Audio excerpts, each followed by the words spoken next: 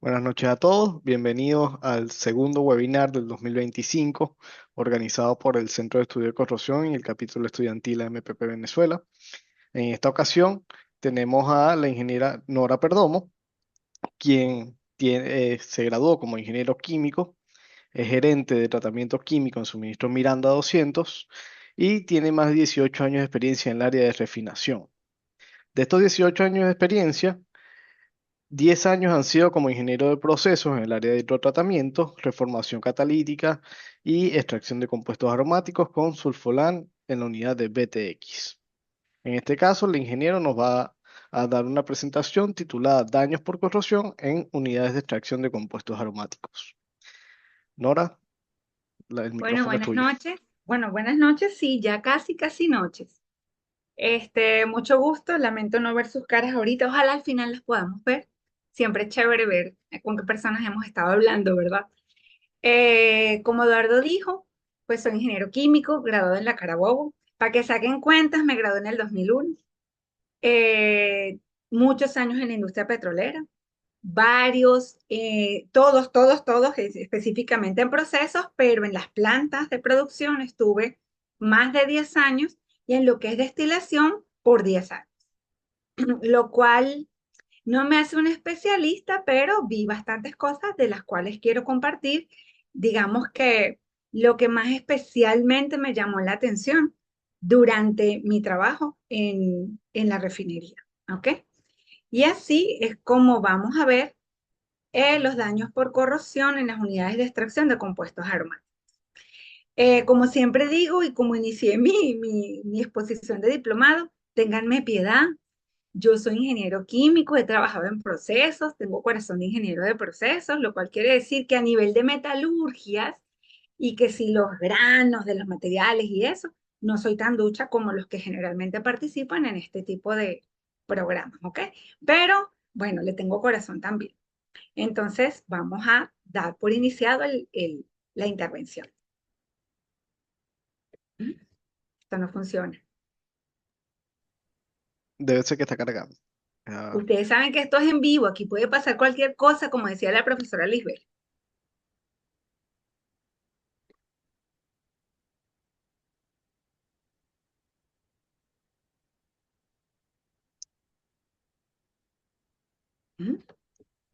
no sé si intentas dar clic y luego darle, porque a veces... Eh,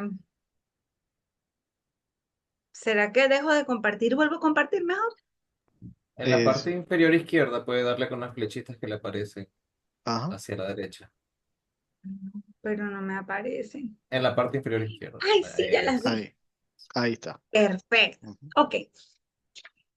Esta agenda no es 100% organizada, pero los puntos que queremos cumplir son aprender un poco qué es la extracción de los compuestos aromáticos, cómo ocurre, cómo se logra, para qué se hace, describir someramente el sistema, mostrar los sistemas que generalmente se afectan más por la corrosión en este tipo de plantas, las condiciones atípicas que pueden generar este tipo de problemas, las propuestas de solución reales que hubo en su momento, controles operacionales establecidos para limitar el ataque corrosivo y las conclusiones al respecto.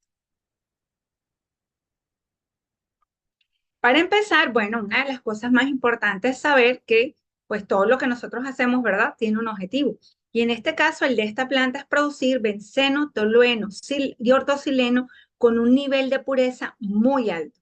Esto es una novedad porque ustedes saben que en las refinerías ninguno de los productos que se produce es puro. Todos son mezclas y mezclas amplias de muchísimos compuestos. Pero en esta planta en particular, el nivel de pureza es total y absolutamente favorable porque son productos de muy alto valor comercial que podrían sacar económicamente adelante la empresa, por ejemplo. Entonces se cuida mucho el nivel de pureza de los productos.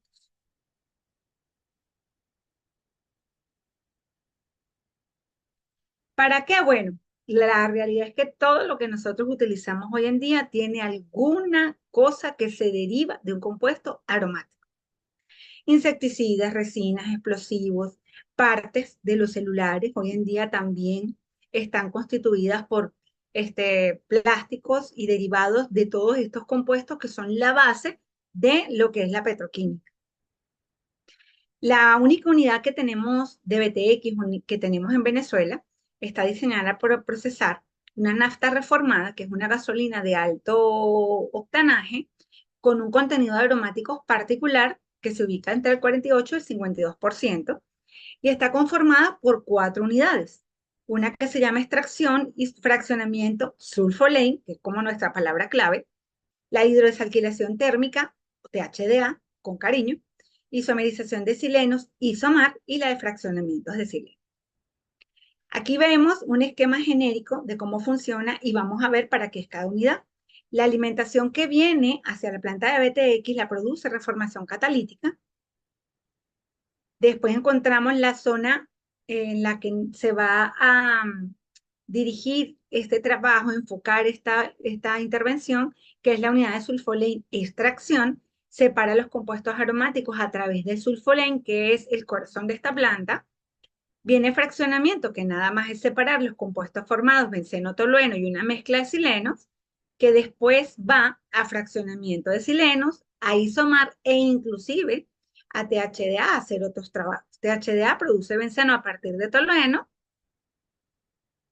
sileno cambia a ortosileno, no, separa, fracciona ortosileno de los otros 2 silenos con los que convive. Isomar transforma esos otros 2 silenos, que son el meta y el para, en orto, para que los pueda separar la unidad de fraccionamiento de silenos. Y todo esto es el complejo BTX. Aquí vemos lo que conversábamos, el corazón del proceso, el sulfoleno. Es un compuesto orgánico, como ustedes pueden ver. Él tiene, pues, bondades, como por ejemplo está unido por 4 carbonos, lo cual hace que él sea estable, inerte, pero también en algunas condiciones cambie, reaccione. Lo mismo hace, digamos, el extremo sulfonil, que es este que vemos aquí. Ustedes ven la flechita, sí la ven, ¿verdad? La que yo estoy moviendo. Sí, sí la estamos viendo. Ok. Sí, profesora. Que es el grupo sulfonil. Ese grupo sulfonil le da un polo a la molécula, y cuando las moléculas tienen polos son más fáciles de reaccionar bajo determinadas condiciones, especialmente las acuosas, por ejemplo. ¿Ok? El sulfolane es un líquido incoloro, es pesado, es estable, es inerte y tiene amor por los compuestos aromáticos y no por los compuestos parafínicos, ¿ok? Por eso es el solvente por excelencia para traer consigo los compuestos aromáticos que traen un determinado flujo de gasolina, una determinada corriente de gasolina. ¿Cómo lo hace? Bueno, a través de un proceso de extracción líquido-líquido.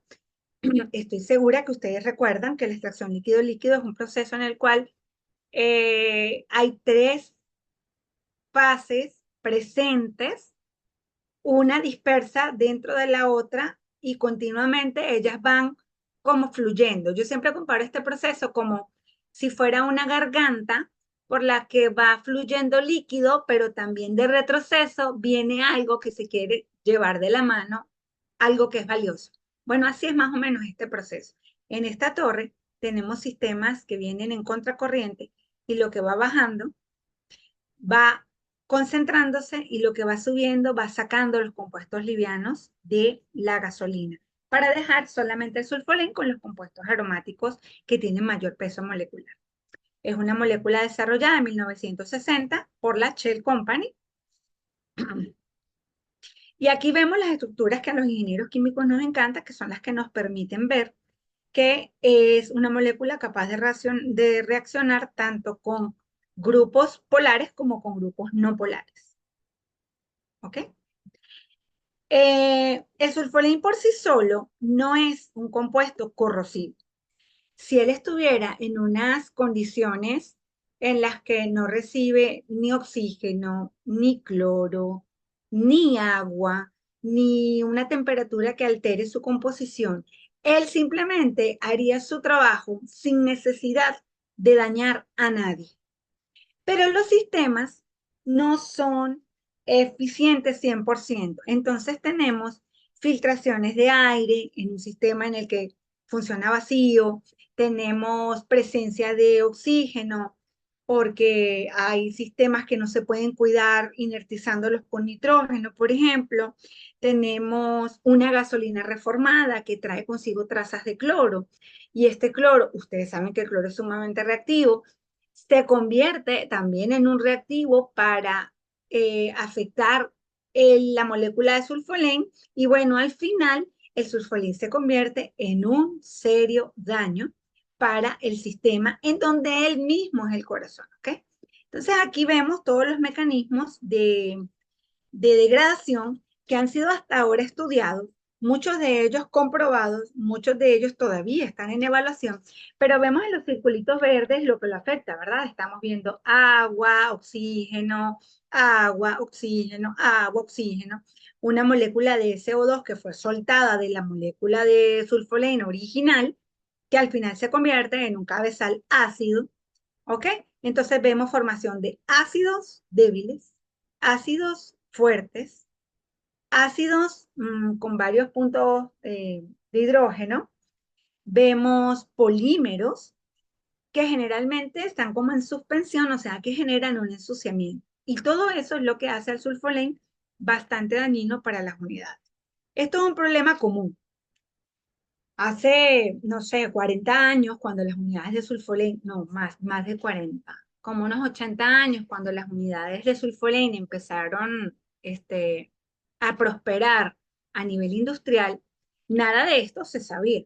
Digamos que ha sido como ensayo y error. Y este ensayo y error es lo que ha permitido a los licenciantes, que nos utilizan como conejillos de indias, ir mejorando las cosas y los procesos, inventar otros solventes y todo lo demás que se pueda para ir disminuyendo los problemas que se han generado en este sistema. ¿Ok? Ah, bueno, esta degradación, ¿cómo sucede? Bueno, encontramos la degradación acídica del solvente, formando compuestos volátiles, solubles en agua, se neutralizan típicamente por MEA. El tema de utilizar MEA es que neutraliza, pero no baja el pH, lo cual es una contradicción, pero sucede en la vida real. Se forman compuestos no volátiles, que son los poliméricos, los pesados, que deben removerse en un equipo que está especialmente incluido dentro del diseño de la planta para que todo esto eh, salga, salga del sistema y no se acumule.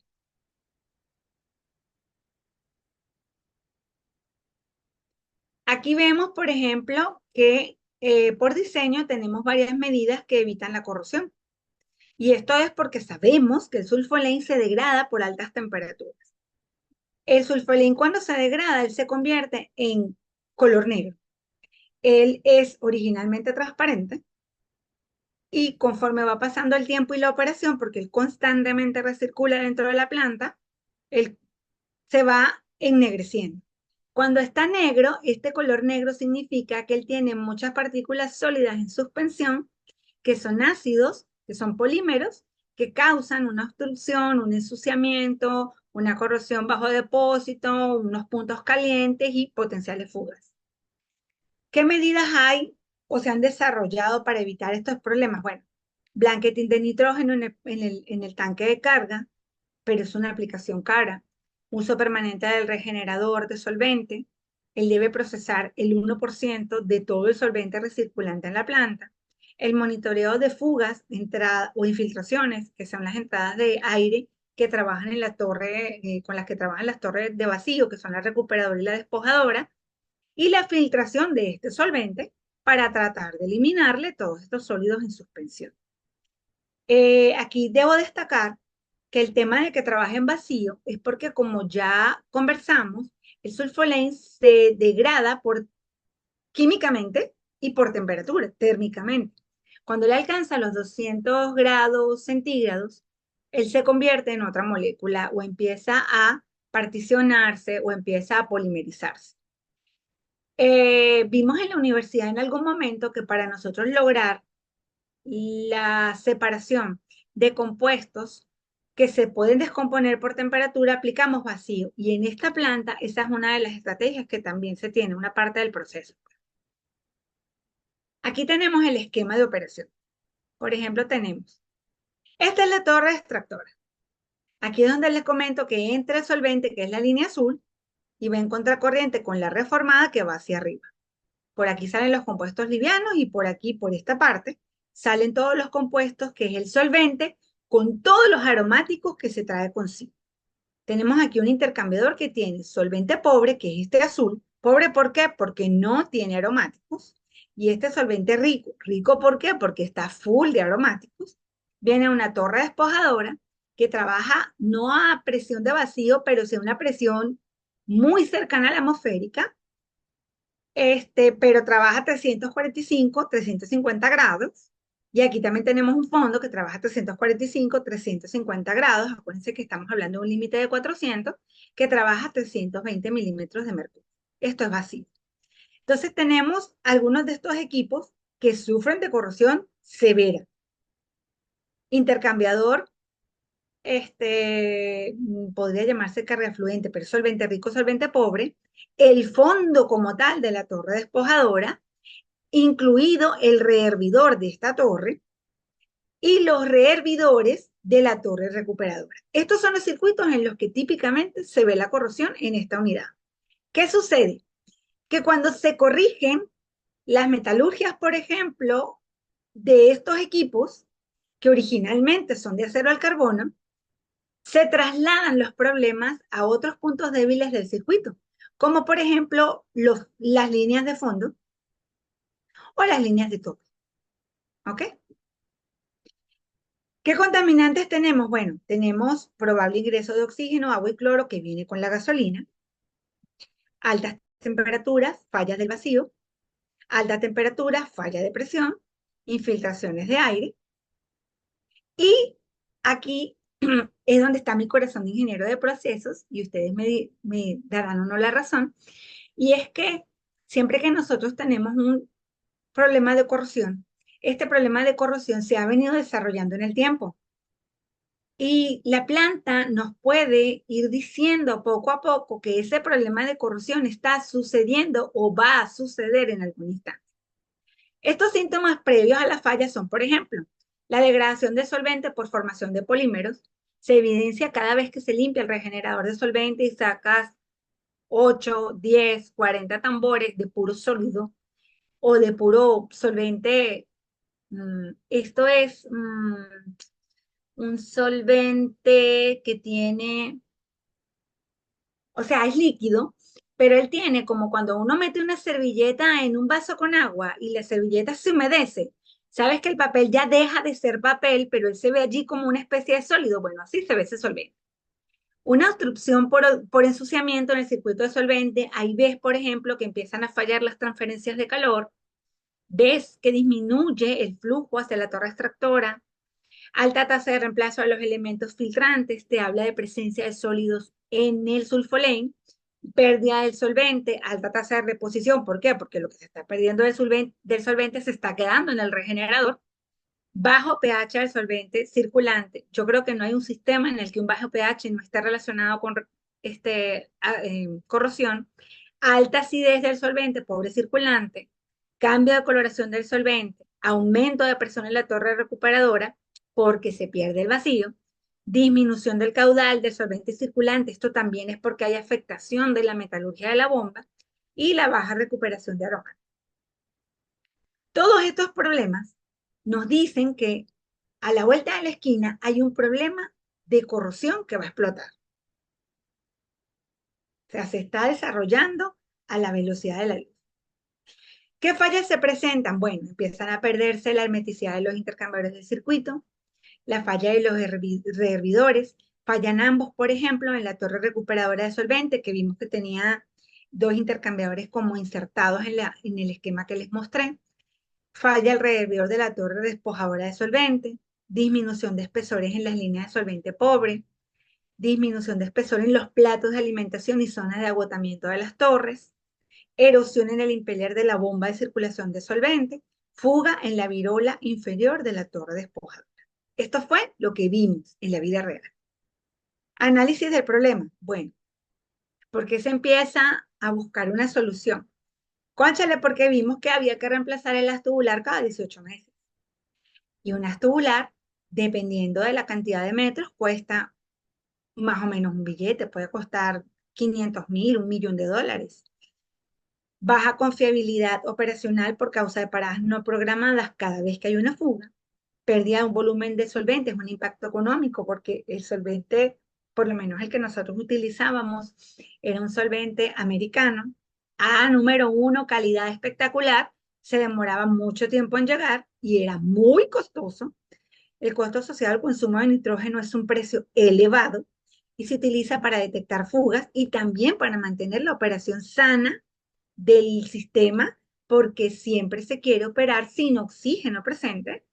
Y bueno, el tema de que todos los equipos eran de acero al carbón, desde su fabricación, desde el levantamiento de la planta.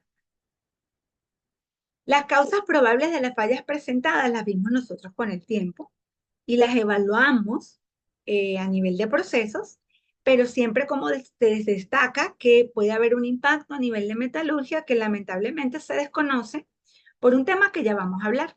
La carga a la unidad debe tener 0 oxígeno o no.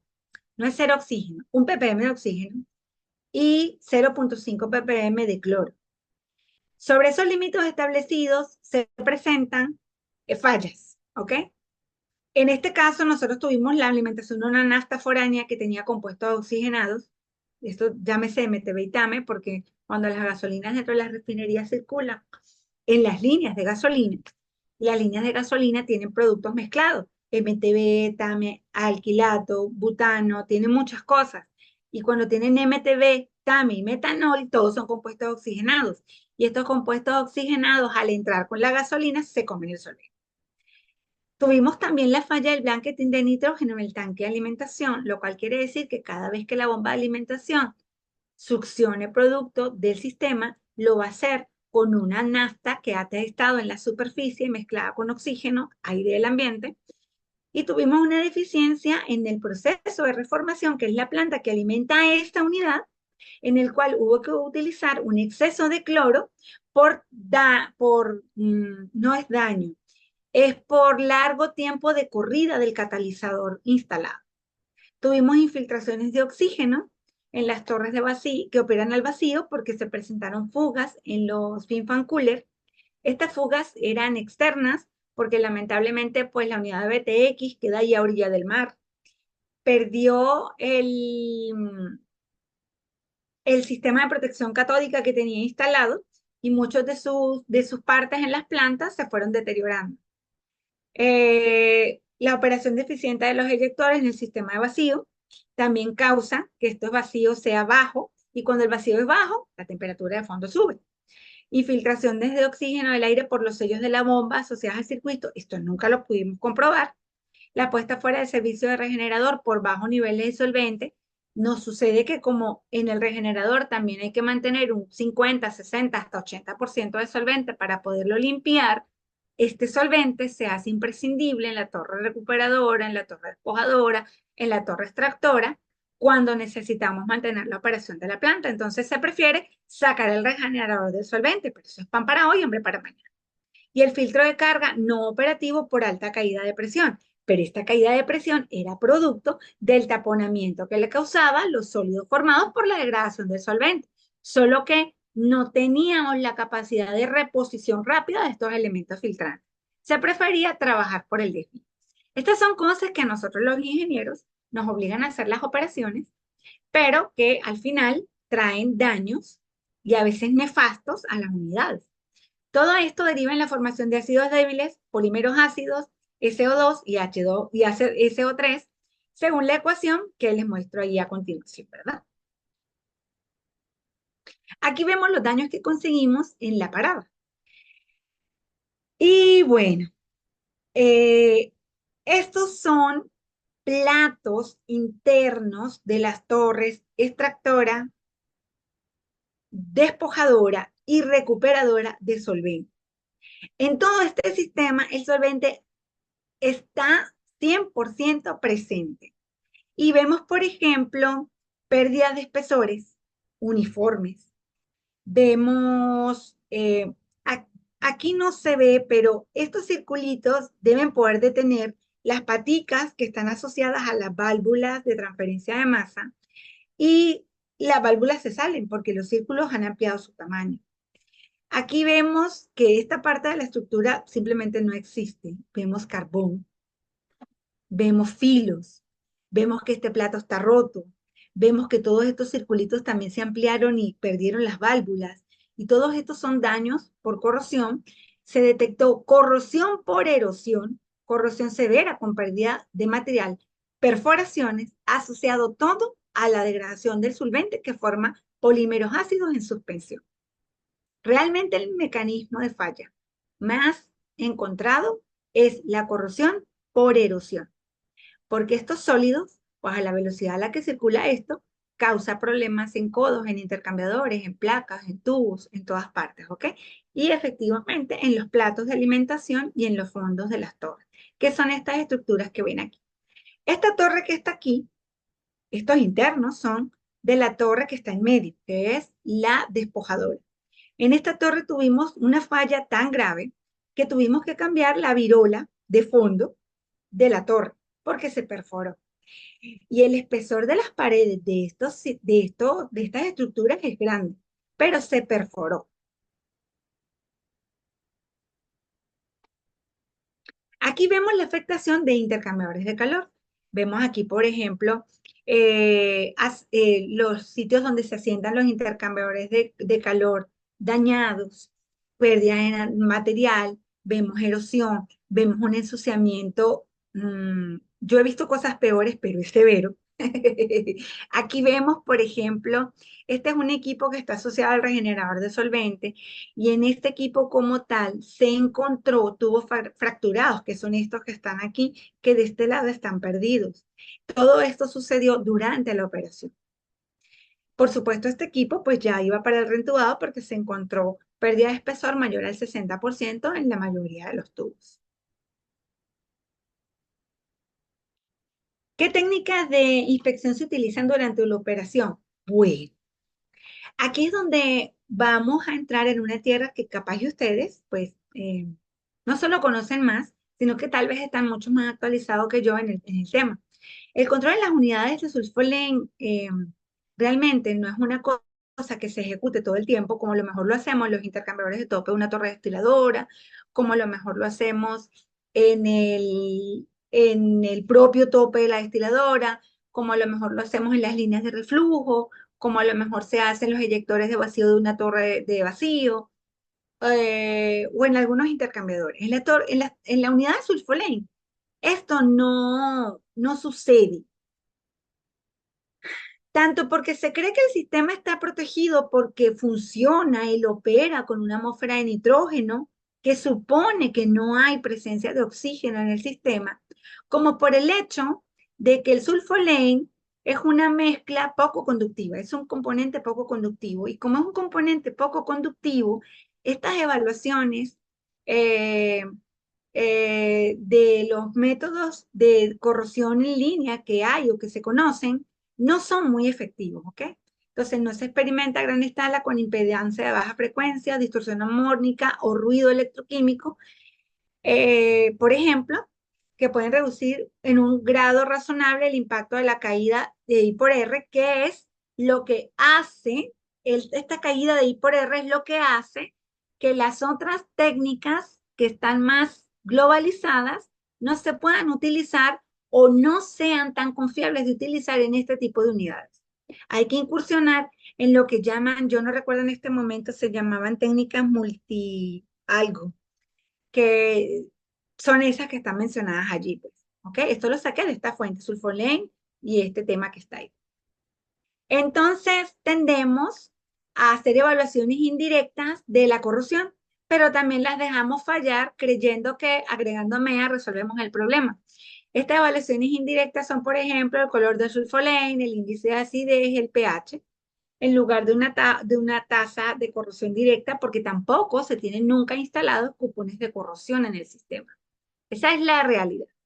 Durante la parada, en cambio, se tiende a utilizar la técnica de corrientes inducidas de campo remoto y así es como hemos determinado la pérdida del 60% de espesor en muchos de los tubos de los intercambiadores de calor donde circula el solvente.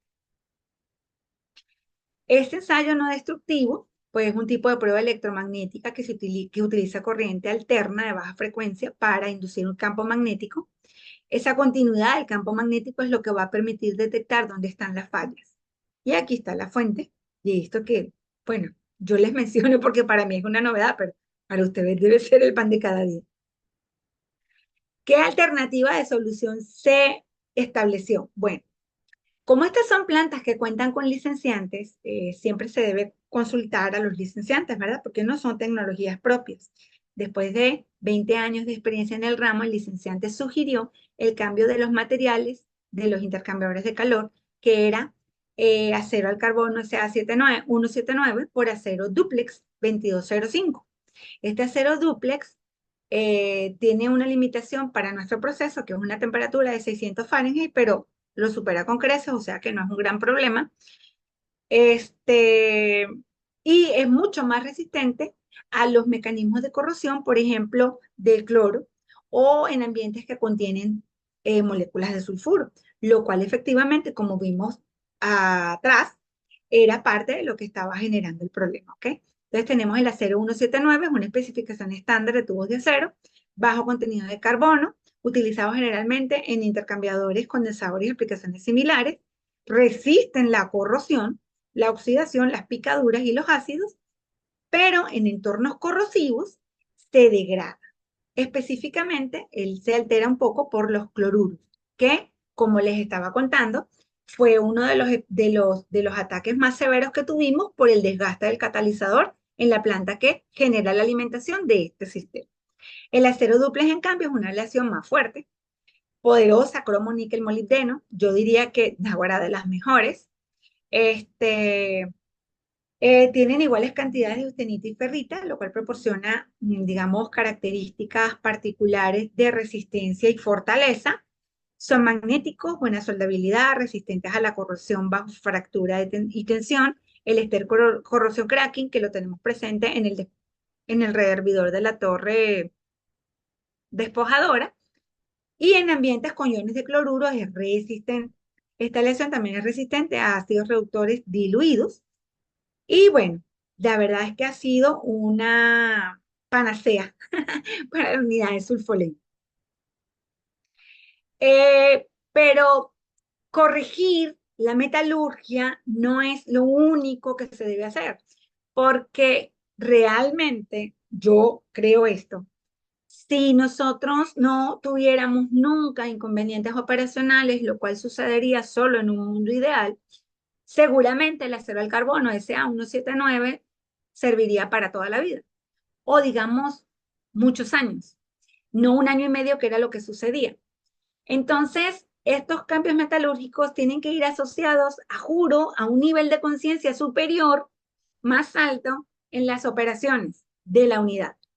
Y en ese aspecto se instauró con más fuerza y rigidez la directriz de mantener el regenerador en servicio, manejando el mínimo de un 1% del caudal de solvente circulante, mantener alineada la carga desde reformación catalítica, que es la planta alimentadora, ¿verdad?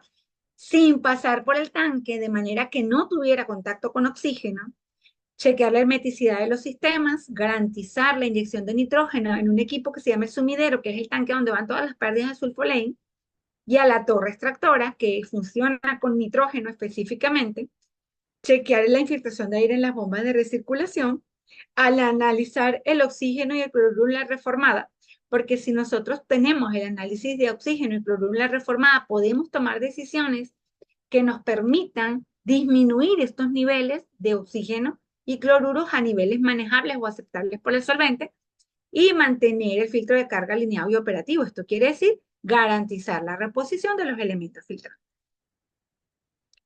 Las conclusiones, bueno, con el cambio de metalurgia de los equipos que mostraron mayor afectación, que fueron los dos rehervidores de la torre de recuperación de solvente, el rehervidor de la torre despojadora, solo esos tres equipos se han cambiado hasta este momento, se ha logrado una corrida operacional o se logró en su momento una corrida operacional de 15 años versus una corrida operacional de 1.5 a 3 años.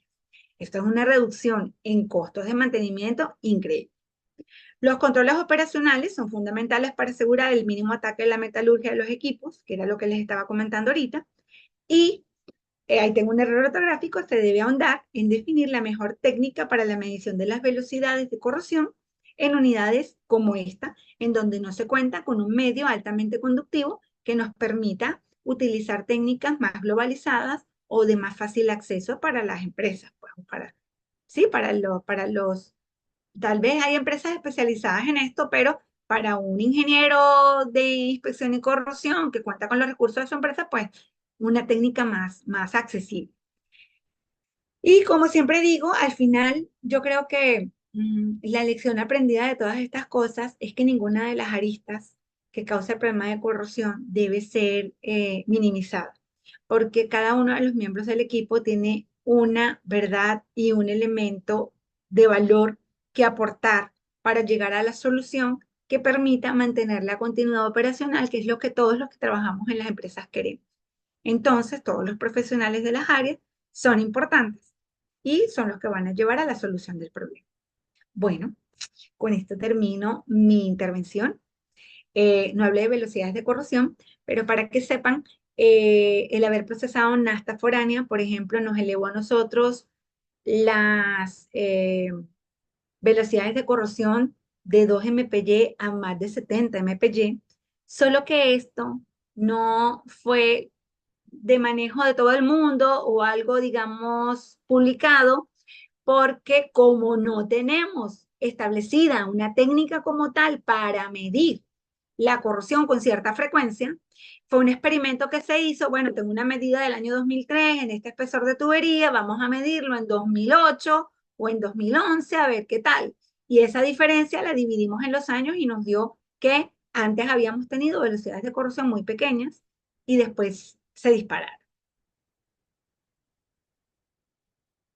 Si tienen alguna pregunta, alguna cosa que decir o más experiencia que yo en el área y quieren hacer algún aporte, bienvenido sea. Muchas gracias, Nora, por tu presentación el día de hoy. Ahora, bueno, damos inicio entonces a la ronda de preguntas. No sé quién quisiera empezar.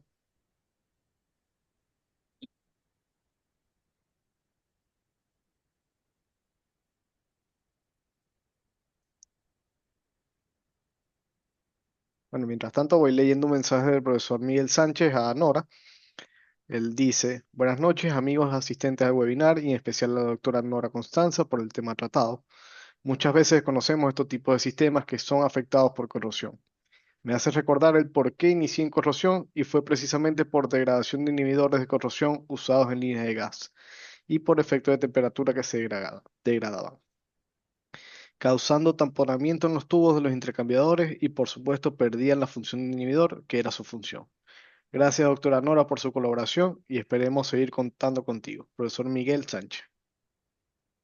Muchas gracias, profesor Miguel. Ay, qué bello. Muchas gracias, profesor Miguel.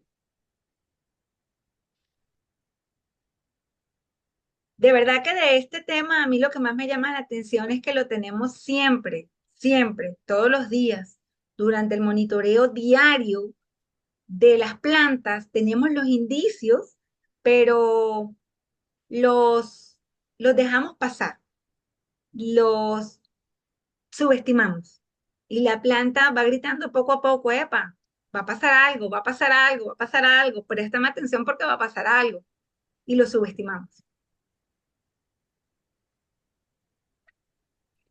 Yo tengo una pregunta, Nora. Bueno, muchas Bien. gracias por la presentación. La verdad que Gracias a ustedes por la analizaste algo invitación. bien, bien interesante.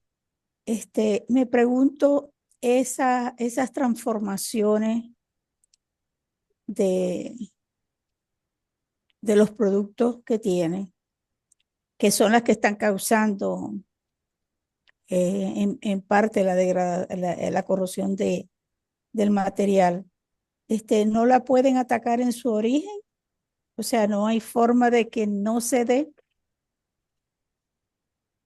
Sí, claro, y justamente esa fue la penúltima lámina en la que todos esos elementos que tienen que controlarse en el proceso traerían como consecuencia que la corrosión sea normal y no exagerada. Pero es que todos los procesos van a llevar tarde o temprano una corrosión porque no son perfectos, pero los incrementamos al incluir dentro de su operación las fallas.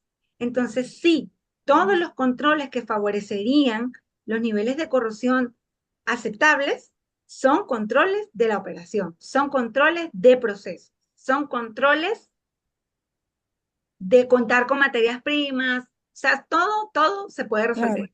Sí, todo se puede resolver. No es que nunca se vaya a corroer, pero efectivamente va a prolongar mucho más los tiempos de operación de los equipos.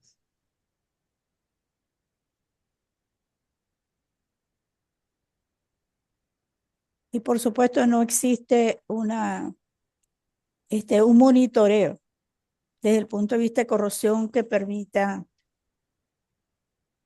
No, hasta cuando yo salí de la refinería no teníamos un monitoreo más que durante cada parada hacer las mediciones.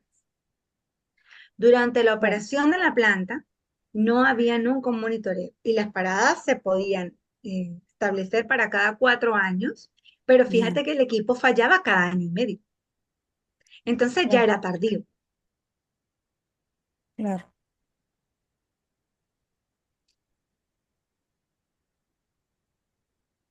¿Alguna otra pregunta del público? Sí, buenas noches. ¿Cómo está Eduardo? Hola, profesora Nora. Tengo una preguntita por allí. Anoté algo por Sí. aquí. ¿Cómo está, profesora? Hola, mi amor, cuéntame. Usted dijo que aplicaron una técnica de inspección que se llama corrientes inducidas de campos remotos, RFT. Ah, Ajá, sí. es un ensayo no destructivo. Mi pregunta es, ¿se le aplicaron al acero, al carbono existente el 179 o al duplex 205 posterior o nada más al existente en la planta? En esa oportunidad, cuando eso se aplicó, teníamos un solo intercambiador. No, teníamos los 3 intercambiadores ya en dúplex y se pudo confirmar que estaban perfectos. Y se hizo en todos los demás intercambiadores que seguían siendo de acero al carbono y fue como se llegó a la conclusión de que debían ser reemplazados o reentubados en su 100%. Entonces sí se hizo, bueno, no, en los que eran acero al carbono, Ok. corrientes inducidas. Ah, correcto. ¿Sabes que el reporte de parada decía corrientes inducidas y hacían la diferencia con el RFT?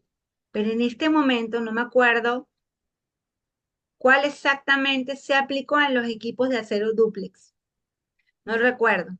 Podría buscarlo, pero no recuerdo en este momento cuál exactamente fue la técnica que se aplicó en ellos. Sí recuerdo que en los demás fue corriente inducida. Pero, profesora, muchas gracias, muy agradecido con la respuesta. No, perdona que no te dije nada. Gracias, Robert, por la pregunta. Le damos la palabra a Horacio Maestre. Hola, Horacio. Horacio, tienes el micrófono silenciado todavía.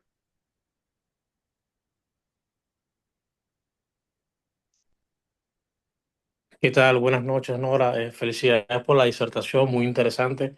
Lamentablemente llegué como a la mitad y no tengo toda la foto completa, ¿no? De tu presentación. Entonces, sí, noté dos cositas por allí que sí me gustaría consultarte. Pero sí, lo que comentas, la técnica de RFT es para acero al carbono, posiblemente corrientes inducidas se utilizó para aceros austeníticos o superausteníticos, que es el alcance, ¿no? Pues A ver, posiblemente entonces como es lo al revés de comentas. lo que yo decía. Perfecto. Sí. Ah, no, pensé que lo habías dicho así. Creo que lo dijiste así, RFT para acero al carbono. Sí, ¿verdad? La verdad es que no me acuerdo. Yo lo Creo que lo leí y no dijiste me bien. acuerdo en este momento. No, yo creo que sí lo dijiste bien ahora. Mira, la consulta es la siguiente. Comentaste que cada cierto tiempo, no en paradas, se tenía la obligación de parar la unidad por fuga. Quería saber si habían explorado durante las evaluaciones el uso de cupones o de colocar placas de prueba dentro de el equipo ese que comentas para de cierta manera cuantificar o evaluar el daño y removerlas luego de una parada y evaluarse. Esa es la primera consulta. Y la segunda consulta, cuando llegué a la presentación, estabas comentando algo de protección catódica. Cuando llegué, justamente estabas nombrando algo de protección catódica. Si pudieras comentarme algo así, rapidito también sobre eso, o en qué contexto lo nombraste. La planta en su diseño tiene incluido una protección catódica, es parte del diseño de la planta. Y esa protección catódica está fuera de servicio hace muchos años. Entonces, está siendo o ha sido eh, atacada por corrosión, en parte debido a que ese sistema de protección está fuera de servicio. Estas torres principales, que son todas de extracción sulfolane, están protegidas por protección catódica, en teoría, pero es un sistema que está no operativo hace muchos años porque las baterías se dañaron y no se reemplazaron. Y con eso, pues imagínate, tantos años de cablerío y todo lo que se amerita para eso está fuera de servicio. El personal de corrosión del área siempre indicó que eso tenía que recuperarse. Y respecto a la pregunta de cupones, no. Solamente en un equipo se colocó como un testigo que fue en el regenerador, en el rehervidor del regenerador, que es, digamos, donde se concentra el polímero ácido, en realidad. Pero resultados de ese estudio como tal no hubo, porque ya cuando se colocó, y espero no estar cometiendo una indiscreción, ya cuando se colocó este testigo, la planta no operó más. Entonces no hemos visto el resultado de ese seguimiento. Pero sí, y se pensó en Vale. ese punto porque es el equipo que está en condiciones más severas, tanto de temperatura como de concentración de componentes ácidos. Vale, gracias, Nora. Te hice la consulta de protección catódica porque casualmente, recientemente, tuve la oportunidad de evaluar el uso de corriente impresa para unos condensadores, pero internos, ¿no? Porque tienen que estar sumergidos. Y en realidad se han visto buenos resultados con esa técnica para proteger internamente las paredes de ese equipo. El uso en ese caso era protección catódica por corriente impresa más recubrimientos y bueno, hubo o han habido buenos resultados. El fluido en ese caso, bueno, muy diferente. El fluido era agua de mar, pero la protección catódica ha ayudado. Vale, gracias, Nora. Gracias, Horacio, por la Oh, pregunta. papi, no te oí nada.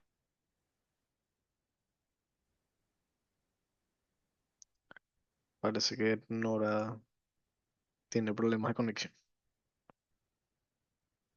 Vamos a dar un minuto para ver si Se fue la profe. se fue la Parece. ingeniero Nora. Vamos a dar un minutico a ver si se vuelve a conectar. Yo le estoy escribiendo un mensaje. Ok, ok.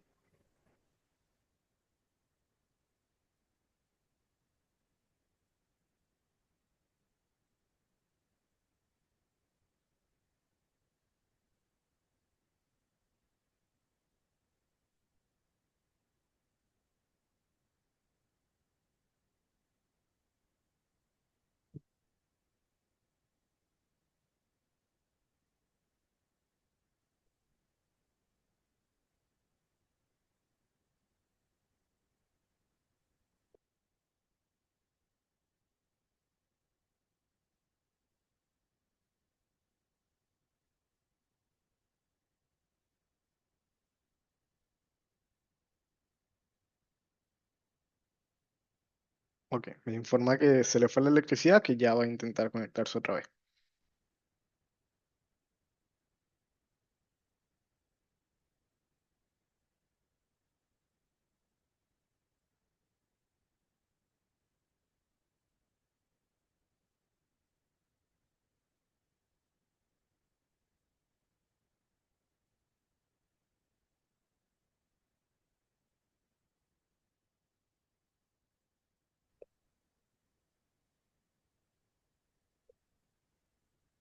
Ya Nora se está uniendo.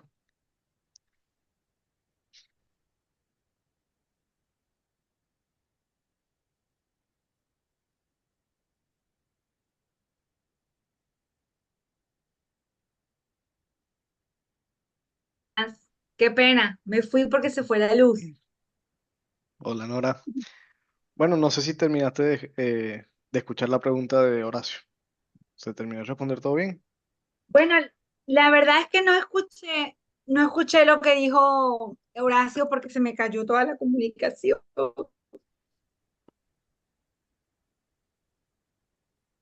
Se volvió. No, pero Horacio creo que se retiró ya.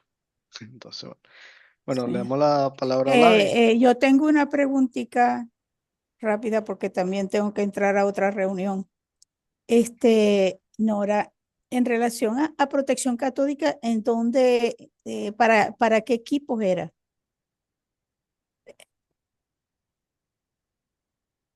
Se volvió a ir, ¿no? Está conectada, pero no se volvió a ir. Aparece conectada la profe. Sí, aparece. Se volvió a ir. Es que es muy difícil. Sí, sí, Sí, yo creo que ya, bueno, sí, yo creo que vamos a concluir ya el deberíamos. webinar de hoy. Sí. Quiero invitarlos igualmente al... Aquí estoy, qué Ah, pena tener internet. Sí, Nora.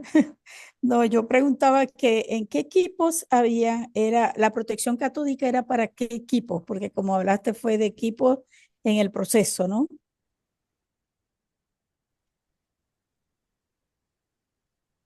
Sí, o sea, la protección catódica estaba asociada a esas tres torres. La estructura, las escaleras, eso era lo que regía la protección catódica que estaba instalada. Mm.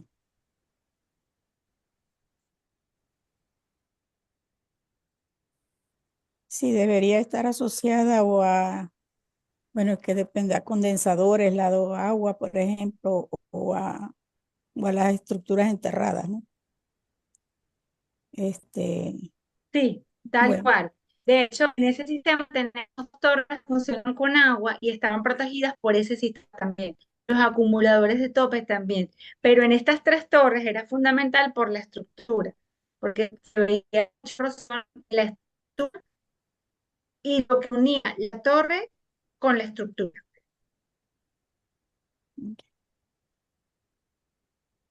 bueno, muchas gracias. gracias, Nora. Gracias. Bueno, yo sí me retiro. Feliz noche para todos. Feliz noche. Aprovecho entonces, bueno, para Y muchas invitarlos a... gracias, Nora. Gladys. Chao, un abrazo. Aprovecho que están todos aquí todavía para invitarlos al próximo webinar que va a ser el día 19 de marzo con la ingeniero María Boca. Pronto vamos a estar dando el título de la presentación y los detalles del link de Zoom. Y agradecer una vez más a Nora por su presentación el día de hoy. Fue una excelente presentación de cómo los procesos de corrosión pueden atacar en cualquier industria. Y bueno, muchísimas gracias otra vez por participar el día de hoy. No sé si la profesora Valentina tiene algo que decir. No, muchísimas gracias, Eduardo. Un placer, de verdad, a todos. Gracias por estar aquí con nosotros en el ciclo de charlas. Gracias, Eduardo. Gracias a todos. Muchas gracias por la invitación. Muchas gracias, en serio. Me encantan los procesos químicos y este tema estuvo muy interesante. Bueno, muchas gracias por la invitación de este webinar y del próximo 19, si Dios quiere que estaremos allí. Muchas gracias, chicos. Muchas Buenas gracias. noches. Gracias a todos, feliz noche. Hasta luego. Buenas noches a Gracias, todos. feliz noche. Muchas gracias, feliz noche a todos.